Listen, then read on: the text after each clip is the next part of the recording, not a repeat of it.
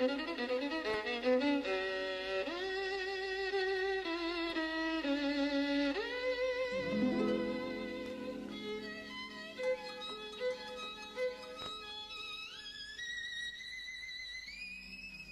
most certainly will always be, for me, the greatest watercolourist that ever lived, the greatest landscape painter that ever lived, and probably the greatest artist, per se, for other artists. He was born in Maiden Lane in Covent Garden in 1775 on St George's Day. His father, William Turner, was a hairdresser, and Turner lived and worked as a little boy in his father's shop as a lather boy.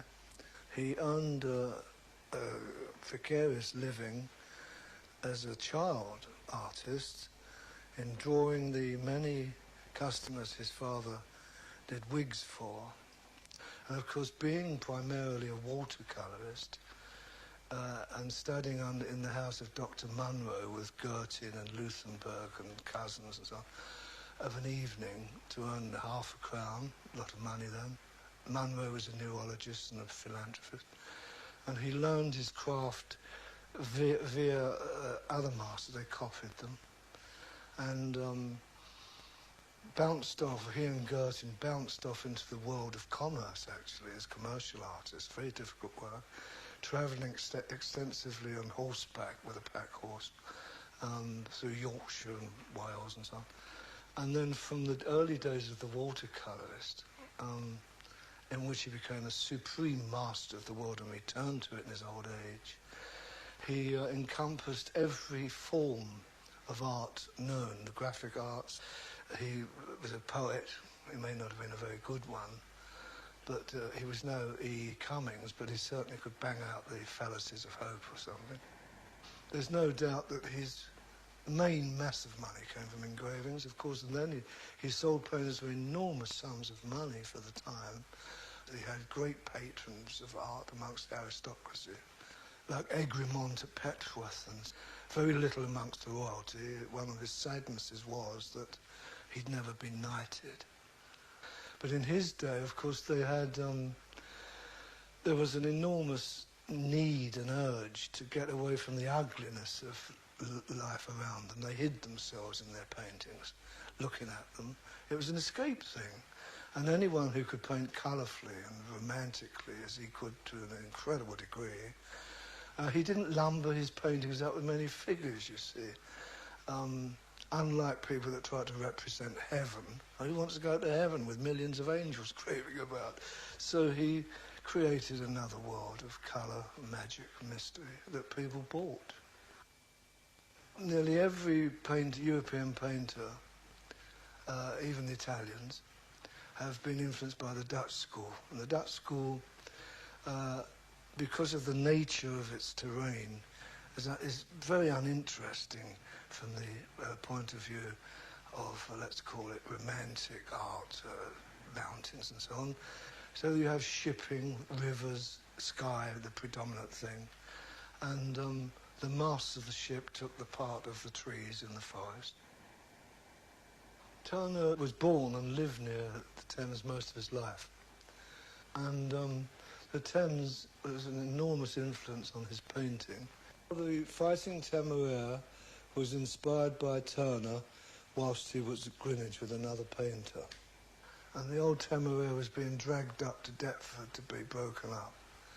And the sad sight, this beautiful vessel being towed up, which epitomised the romanticism of sailing ships, by this ugly little tug, which represented the Industrial Revolution and the smoke and so on. And Turner made a thumbnail sketch. I believe it was on the cuff of his shirt.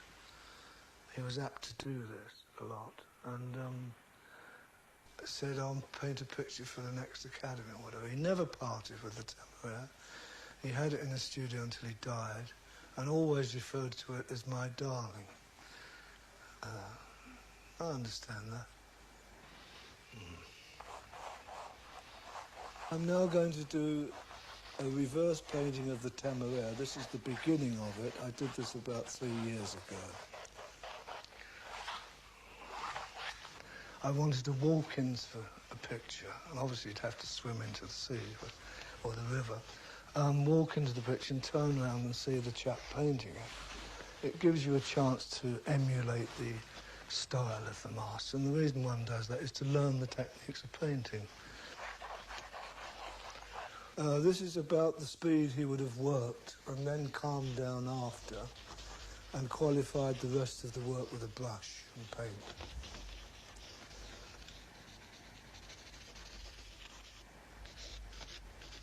And so he would have gone very carefully over a fixed drawing. He would have probably used boiled milk and fixed the charcoal, and then very carefully with a ruler or maul stick, drawn the masts in carefully, as most masters did, to get an accuracy for the rigging, buildings, etc. Knowing that eventually he would be painting in between, besides over it in parts, and this didn't matter. He was so aware of the importance of ships that you could almost build a ship from one of Turner's paintings.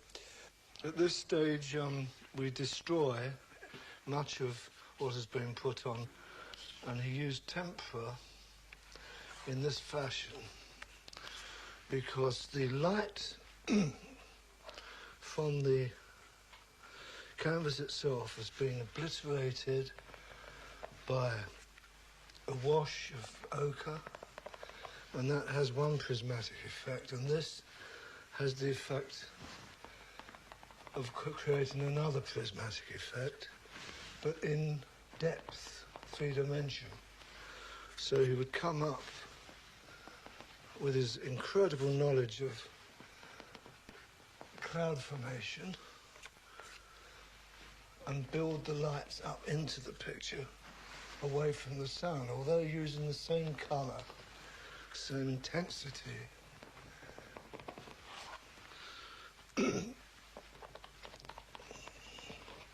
He wouldn't worry about losing a mast here or there, because afterwards there's many more colours and glazes and scumbles go in between.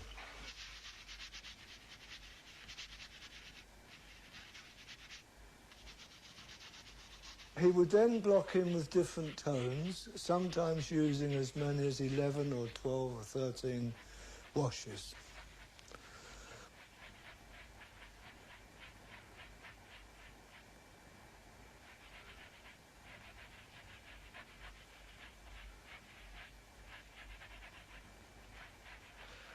The blocking in of a vessel, this kind of thing, should be done light in its initial stages, because after the tempera underpaintings, of course, it becomes the glazes. And if you attempt, as the Dutch did, to achieve the darks first, it isn't quite as luminous at the end of the painting as if you paint in a series of washes as quickly as possible.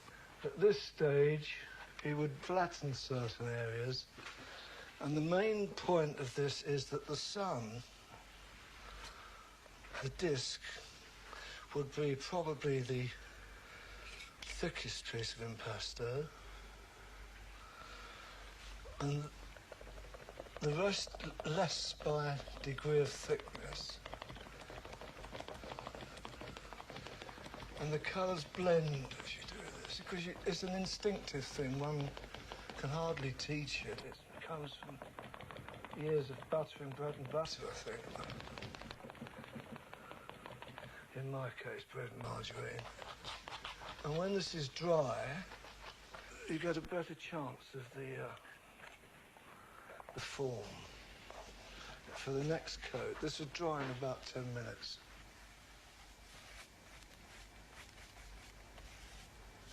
There is no record of the Temeraire in existence apart from Turner's painting. She was broken up at Deptford, but there are two engravings. One is a plan of the ship as she was being built, and the other is lying on her side in the breaker's yard as a hulk. And I got two of these from the Greenwich Museum, and reconstructed it from the plans so that within reason the spars and everything is relatively accurately, the gun and so forth. This is a relatively limited palette of colours. They vary, but this is for the second or third application on the painting. In tempera, which I've freshly ground this morning, which was done in the studio practices of the ancients. I'll just grind a little more of the blue to show how it's done.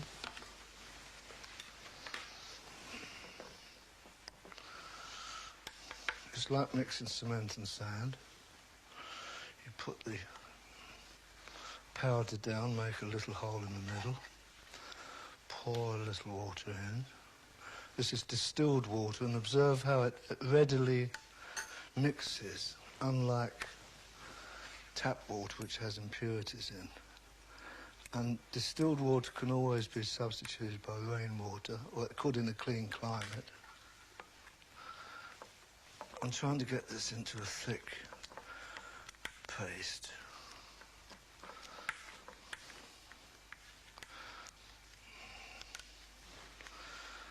This is a muller, and the glass is ground glass, and the longer one grinds, of course, the finer the pigment becomes. Taking out all the little bits and pieces. That's about enough for this. And then this is taken up and put on the palette. And this is tempera. Of course, if you were making oil colour, you'd grind oil in it, or any of the varnishes, balsams and so forth. And Turner would undoubtedly work very fast because of his consummate knowledge, which I wish I had myself, of the many hundreds of paintings he worked on in shipping, landscapes, seascapes. And I'm using distilled water and freshly ground turpentine tempera. Just making a few arbitrary tones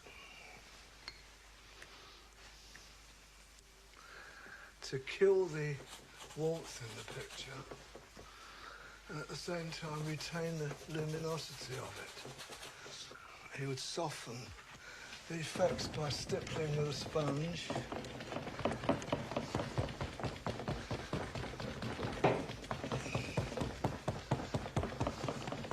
One can see the advantage of having a sturdy easel and a sturdy person to tap it out, but this is the way it was achieved.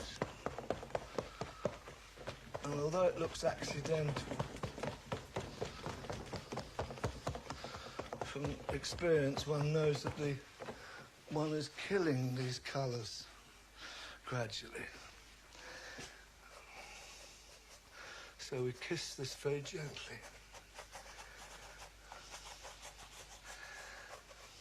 Allowing in the mind always to remember that you can rectify mistakes very quickly with tempera.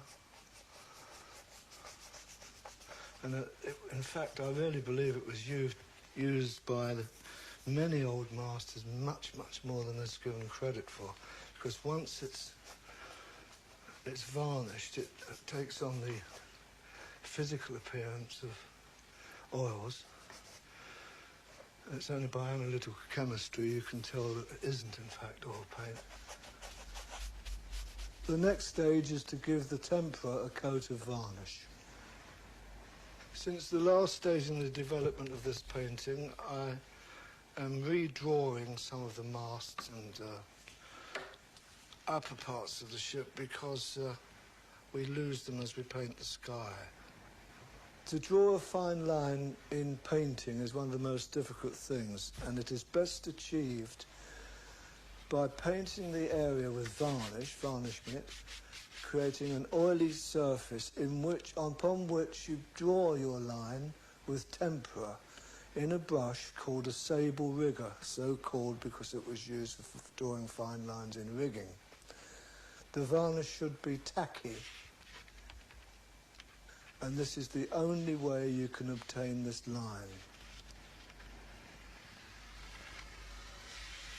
which you can just discern with this is about as fine as any line could be drawn, and by the molecular structure of the tempera allied to the oiliness of the varnish, the thing as I speak is closing and will be finer in a few minutes than it was when I drew it. This painting has now achieved this condition purely with tempera, aqueous paint, and has been given a coat of varnish, which makes it appear to be oil paint, but it isn't. And now I'm going to glaze transparent washes.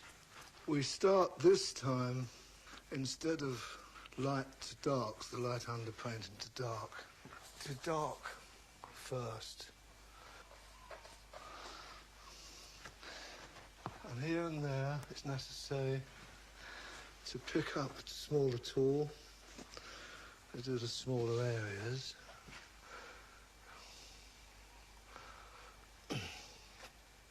Warming and cooling.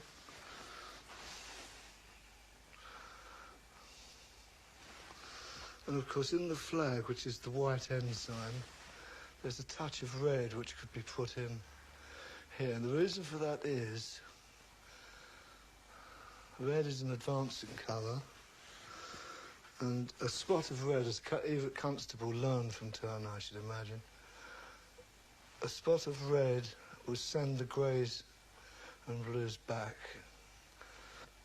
It's a good excuse to put a little more red there, even on the funnel, or the mast, like there's a flag on here somewhere.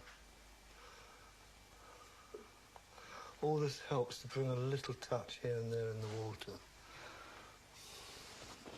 Where the light from the sun strikes the side of the ship,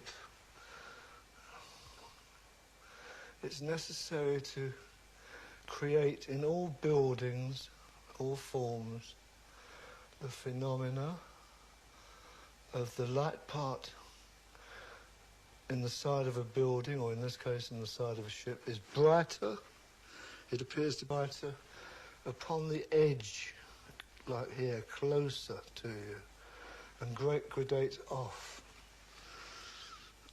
allowing the belly of the ship to go away from you. And to help the drawing, we warm the side of the ship there, which is in fact the forecastle, where the sun's hitting it.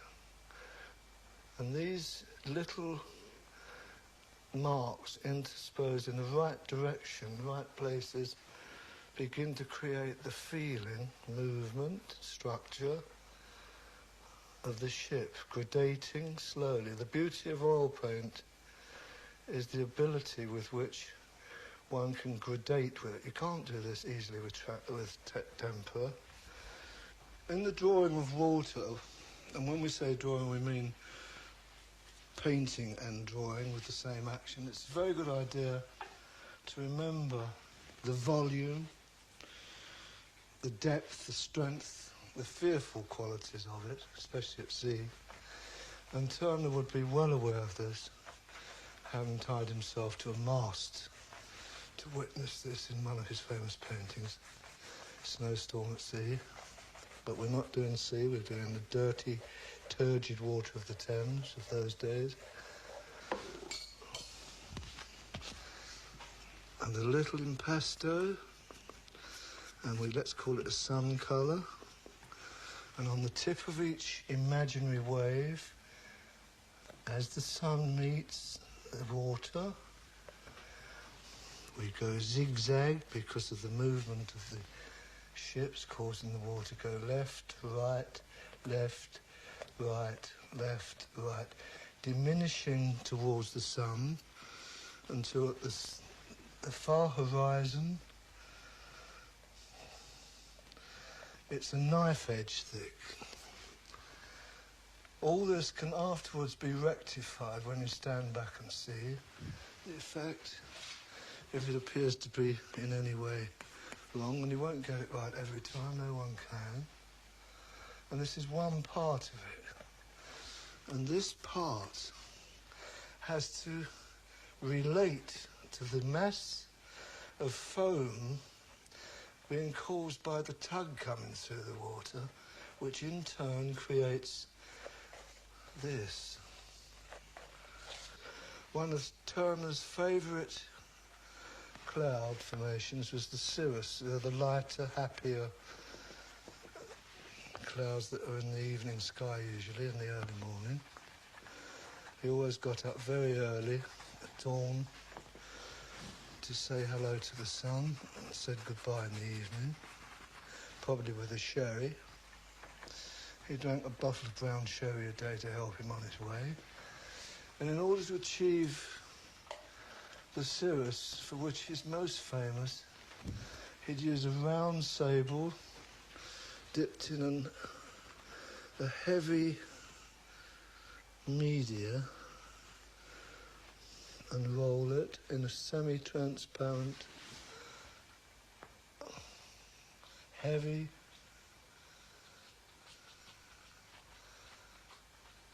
movement like that, according to the painting, keeping it going round. And by doing this, although it appears heavy at the moment, he would remember the sun would be warming the underbelly of these little clouds, so he'd put a little warm ochre in. It's very important because it gives us a chance to scumble. Scumbling is a method of painting used where opaque paint and semi-opaque paint is placed over glazes or impasto to create aerial perspective. Now, this movement is just done to illustrate the fact that the sun shining up under the bellies of the clouds, over and across here into the smoke, and the smoke will verge into the clouds, and that is more or less sufficient to demonstrate. And this would be stippled out so that the scumble goes into the glaze, softening. Both scumble and glazes soften. This is why initially the vernicular points of colour are placed down thickly with a palette knife, strongly, with tempera which will not, once it's dry, will not move, to allow for this process. So one can, with confidence, scumble out, soften the sky. And of course, Turner could go on glazing and scumbling and glazing indefinitely in order to achieve a softness and sharpness of effect, but always remembering that the sun was the source of light and of great importance. This is just a sketch, and would probably take another 2 months to do the rigging and so forth, because although it's glazed, scumbled and things like this, we need time for the rigging to be put in, as in this one. And even then, that isn't, of course, perfectly achieved, because this has to have a coat of varnish. And of course, this picture was painted roughly, I think, 3 years ago. Turner, in the mixed media of painting, would have had to varnish. Nearly all the old oil painters and tempera painters had to varnish, because some paint sinks in and others are retard and so on. And it's only by a coat of intermediate varnish that you achieve a total unity to give you a chance to see. And this is called oiling out, and is as much as I can do for the moment, and I'll work on the picture in the future. Thank you.